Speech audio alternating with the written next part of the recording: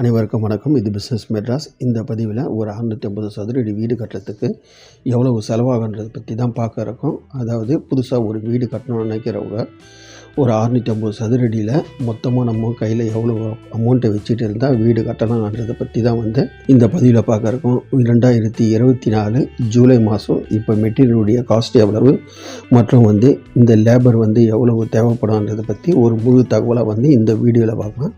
நம்முடைய சேனலில் வீடு மற்றும் வீடு சம்பந்தமாக பலவித தகவல்களை நம்ம கொடுத்துட்டு வரோம். இது நம்முடைய நேயர்களுக்கு பயனுள்ளதாக இருக்கும்ட்டு நினைக்கிறோம்.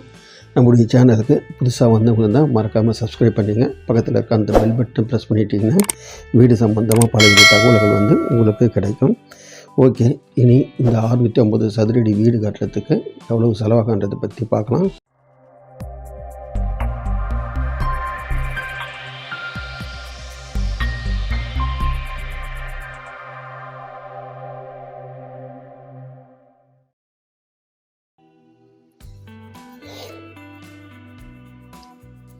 இப்போது படத்தில் பார்க்குறோம் பாருங்கள். இந்த பிளான் படி நம்ம ஒரு வீடு கட்டுறதுக்கு எவ்வளோ செலவாகன்றதை பற்றி தான் பார்க்க இருக்கோம்.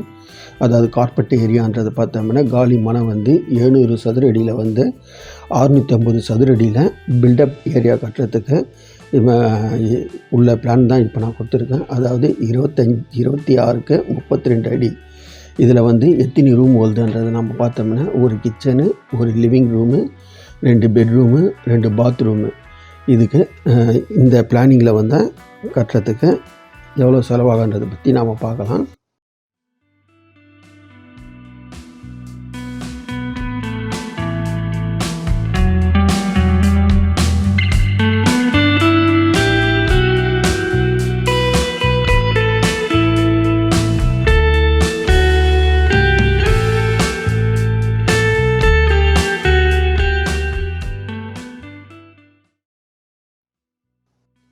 ஃபஸ்ட்டு மெட்டீரியலுடைய ப்ரைஸ் எவ்வளோன்றதை பார்த்தோம்னா சிமெண்ட்டுடைய ப்ரைஸு அதாவது 340 ரூபா ஒரு மூட்டை ரேட்டுக்கு இப்போ மார்க்கெட்டில் போயிட்டு இருக்கேன். அதுக்கு 320 பேக் தேவைப்படும். அப்போ 320 பேக்குன்னா 1,08,080 ரூபா சிமெண்ட்டுக்கு மட்டும் தேவைப்படும். அதுக்கப்புறம் பிரிக்குடைய ரேட்டு பார்த்தோம்னா 11 ரூபா போட்டுருக்கணும். ஒரு பிரிக்குடைய ரேட்டு. அப்போ மொத்தமாக 11,700 கல் தேவைப்படுது. இதுக்கு 1,28,700 ரூபா இதுக்கு வைக்க வேண்டியது இருக்கும். அதுக்கடுத்தது ஸ்டீலு 2,470 கிலோ தேவை. ஒரு கிலோ ரேட்டை பார்த்தோம்னா 75 ரூபா மார்க்கெட் ரேட்டு போயிட்டு இருக்குது. அப்படி கால்குலேஷன் போட்டோம்னா 1,80,250 ரூபா ஸ்டீலுக்கு மட்டும் தேவை. எம்சாண்ட் ரேட்டு எவ்வளோ பார்த்தீங்கன்னா 400 ரூபா. அதாவது 12 யூனிட்டு தேவை.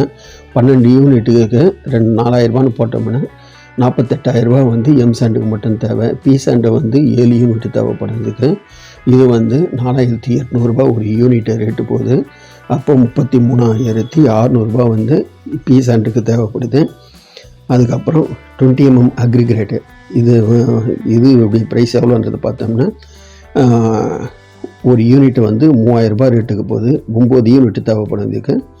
அப்போது 27,000 ரூபா இதுக்கு போயிடும். அதுக்கப்புறம் 40 mm அக்ரிகிரேட் பார்த்திங்கன்னா 3 யூனிட் தேவை. ஒரு யூனிட்டை 3,000 ரூபான்ட்டு போட்டோம்னா 9,000 ரூபா இதுக்கு தேவை.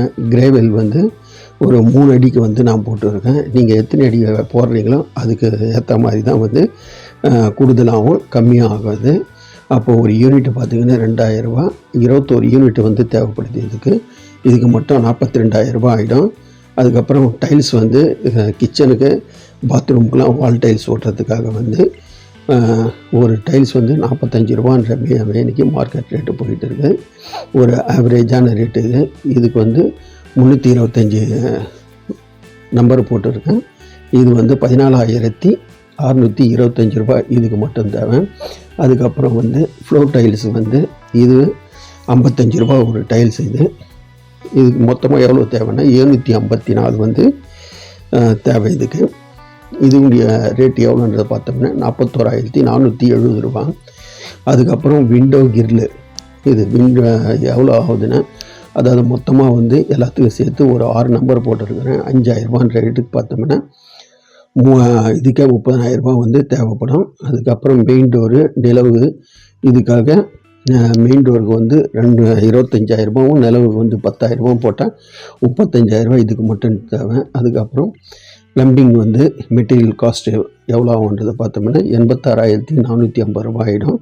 எலக்ட்ரிக்கல் பார்த்திங்கன்னா 80,000 வந்து எலக்ட்ரிக்கல் திங்ஸ் வாங்குறதுக்கு இதுக்கு செலவாயிடும். அதுக்கப்புறம் ஒயிட் வாஷ் பெயிண்டிங் பண்ணுறதுக்கு இதுக்கு ஒரு 75,400. மெயின் கிரில் கேட்டு, அதாவது அவுட் சைடில் வந்து மெயின் கிரில் கேட்டு, இது வந்து ஒரு 25,000 போட்டிருக்கோம்.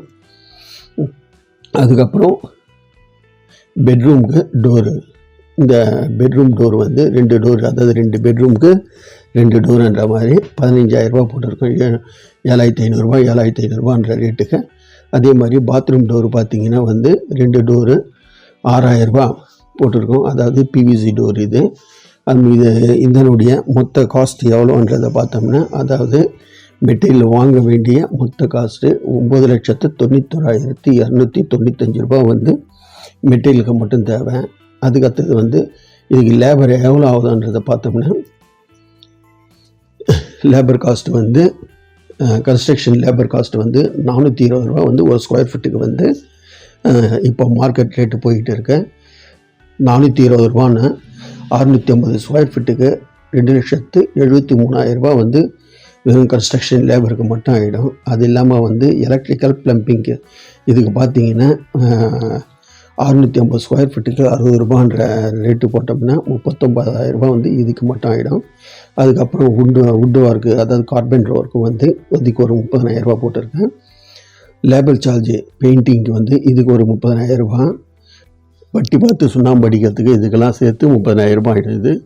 அதுக்கப்புறம் டைல்ஸ்க்கு வந்து தனியாக லேபர் சார்ஜ் போடுவாங்க. இது வந்து கன்ஸ்ட்ரக்ஷன் லேபர் சார்ஜில் வந்து அடங்காது. இது வந்து பார்த்திங்கன்னா ஒரு ஸ்கொயர் ஃபீட்டுக்கு 22 பார்த்தோம்னா, அப்போ மொத்தமாக வந்து 1,079 ஸ்கொயர் ஃபீட் ஆகுது. அதாவது எப்படி கணக்கு போட்டோம்னா, கீழே வந்து 650 ஸ்கொயர் ஃபீட்டு லெட்டின் பாத்ரூமுக்கு சேர்ந்த மாதிரி வந்து செவரு இதெல்லாம் கணக்கு போட்டோம்னா இதாகிடும். அப்போ 22 ரூபான்னா 23,738 இதுக்கு. அப்போது மொத்த லேபர் காஸ்ட் எவ்வளோதுன்றதை பார்த்தோம்னா 3,95,738 வந்து வெறும் வந்து லேபர் காஸ்ட்டு மட்டும் ஆகிடும். அப்போது மொத்த அமௌண்ட்டு எவ்வளோன்றதை நாம் பார்த்தோம்னா, மெட்டீரியலுக்கு மட்டும் வந்து 9,91,295 லேபர் காஸ்ட்டு வந்து 3,95,738 ஆகுது. அப்போ மொத்தமாக கூட்டினோம்னா 13,87,033 வந்து இதுக்கு தேவைப்படுது. அதாவது டோட்டலாக வந்து ஒரு 14 லட்ச ரூபா வந்து இந்த 650 ஸ்கொயர் ஃபீட்டு வீடு கட்டுறதுக்கு கையில் வச்சுக்கிறது நல்லது. அதே மொத்த கான்ட்ராக்டில் இப்போ நம்ம விடணும் அப்படி எந்த மெட்டீரியல்லாம் அவங்களாம் வாங்கி லேபர் சார்ஜ் எல்லாமே அவங்க ஏற்றுக்கின்னு சாவி நம்ம கையில் கொடுக்குற மாதிரினா இந்த ரேட்டுக்கு வந்து 2,133 வந்து ஒரு ஸ்கொயர் ஃபீட்டுக்கு வந்து இது நாம் வந்து கட்டுறதுக்கு ஆகுது. இதே மார்க்கெட் ப்ரைஸ் பார்த்திங்கன்னா நீங்கள் 2,200 வாங்குறாங்க, 2,300 வாங்குறாங்க, 2,400 வந்து வாங்குறாங்க. அதாவது இதில் வந்து மெட்டீரியலுடைய தரத்தை பொறுத்து கூடவும் செய்யலாம், குறையவும் செய்யலாம். இது ஒரு ஆவரேஜாக நாம் போட்டுருக்கிறது. இது இல்லாமல் இப்போ நீங்கள் பார்த்திங்கன்னா ஒரு வீட்டுக்கு செப்டி டேங்க்குனா செப்டி டேங்க்கு தனியாக ஆகும். தண்ணி டேங்க்கு நீங்கள் தனியாக கட்டினோம்னா அதுக்கு தனியாக வந்து காஸ்ட் ஆகிடும். அதே மாதிரி போர் போடணும்னா போருக்கு அது தனி. அதுக்கப்புறம் சுற்றி காம்பவுண்ட் வால் அடிக்கணும்னா இது வந்து இன்க்ளூடிங் ஆகுது. இது இல்லாமல் வந்து மற்ற செலவு, டிரான்ஸ்போர்ட்டிங் செலவு, மற்ற இந்த டீ செலவு இதெல்லாம் பார்த்திங்கன்னா இதெல்லாம் எக்ஸஸ் ஆகும். அப்போது இது வந்து தனியாக இதுலேயும் இன்க்ளூடிங் ஆக போகுது. அதுக்கப்புறம் இது மட்டும் இல்லாமல் இப்போ பில்டிங்க்கு நீங்கள் வந்து தனியாக இந்த காஸ்ட் இல்லாமல் தனியாக காஸ்ட் ஆகுது. என்னென்னா பில்டிங் நீங்கள் அப்ரூவல் வந்து வாங்காமல் இருந்தீங்கன்னா அந்த அப்ரூவல் வாங்கிறதுக்கு பிளானிங்கு அதுக்கு ஒரு தனி அமௌண்ட் ஆகும். இபி கனெக்ஷன் இல்லைன்னா இபி கனெக்ஷனுக்கு அது ஒரு அமௌண்ட் ஆகும். அதுக்கப்புறம் டிசைனிங், அதாவது நீங்கள் வீடு எப்படி கட்டுறீங்கன்ட்டு இன்ஜினியர்கிட்ட ஒரு டிசைன் போட்டு வாங்கினீங்கன்னா அதுக்கு ஃபீஸு தனி. சின்டெக்ஸ் காஸ்ட் வந்து இது வந்து தனியாக ஆகிடும். அப்புறம் வீட்டில் வந்து இந்த ஃபால் சீலிங் வந்து நீங்கள் போட்டிங்கன்னா ரூமுக்கு, பெட்ரூமுக்கு, ஹாலுக்கு இந்த மாதிரி டிசைனாக போட்டிங்கன்னா அதுக்கு தனி காஸ்ட் ஆகிடும். இன்டீரியல் ஒர்க்கு அதுக்கு தனி. அப்புறம் மெயின் கேட்டு இது வந்து இதில் சேராது, இதுவும் வந்து தனி ரேட் ஆகிடும். இது இல்லாமல் நீங்கள் வந்து டைல்ஸ் போடாமல் கிரைனைட் போடுறதா இருந்தால் இதுக்கு வந்து தனி காஸ்ட் ஆகிடும். இதை பார்த்துக்குங்க. இப்போ இருக்கிற மார்க்கெட் ரேட்டு வந்து நாம் பார்த்தோம்னா ஒரு 650 சதுரடி வீடு கட்டணும் அப்படின்னு நினச்சோம்னா குறைஞ்சது ஒரு 14 லட்சம் ரூபாய் வந்து கையில் வச்சுக்கிட்டு வீடு கட்டுறது பெஸ்ட்டு. இது 14 லட்சன்றது இழுத்து பிடிச்சி இங்கே வந்து ஒரு வீடு கட்டுறதுக்கு ஆரம்பிக்கலாம். ஓகே நேயர்களே, இனி அடுத்த ஒரு பதிவில் அடுத்த ஒரு வீடு சம்பந்தமான தகவல்களை பார்க்கலாம். ஓகே, நன்றி, வணக்கம். ஓகே நேயர்களே, இந்த வீடியோ உங்களுக்கு பிடிச்சிருந்ததுன்னா லைக் பண்ணுங்கள், ஷேர் பண்ணுங்கள், கமெண்ட் பண்ணுங்கள். சப்ஸ்கிரைப் பண்ணாதவங்க மறக்காமல் சப்ஸ்கிரைப் பண்ணிங்க. ஓகே நேயர்களே, நன்றி, வணக்கம்.